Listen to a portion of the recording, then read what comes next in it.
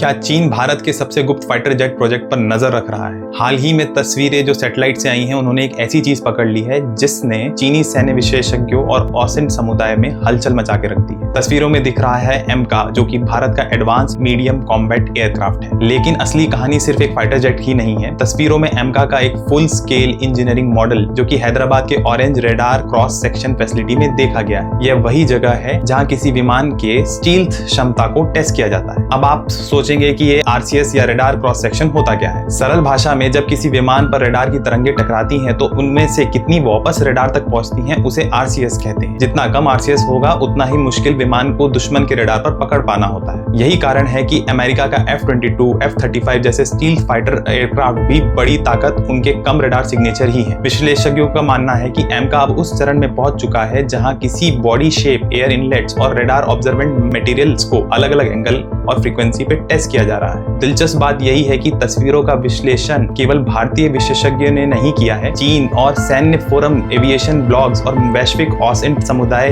भी हर डिटेल्स को खंगाल रहा है। यह घटना एक बड़ी सच्चाई दिखाती है। आज के दौर में सिर्फ जासूसी सैटेलाइट ही नहीं, बल्कि कॉमर्शियल सैटेलाइट इमेजिनरी भी दुनिया भर के विशेषज्ञों को संवेदनशील सैन्य परियोजनाओं पर नजर रखने की ताकत दे रहा है। और अगर ये आकलन सही है तो एमका अब सिर्फ एक कॉन्सेप्ट नहीं, बल्कि भारत के पहले स्वदेशी 5वीं पीढ़ी के स्टेल्थ फाइटर की दिशा में एक बड़ा कदम बन चुका है। क्या आपको लगता है एमका भारत को अमेरिका, चीन और रूस के साथ स्टेल्थ फाइटर क्लब में मजबूती से खड़ा कर पाएगा? कमेंट सेक्शन में जरूर बताइएगा।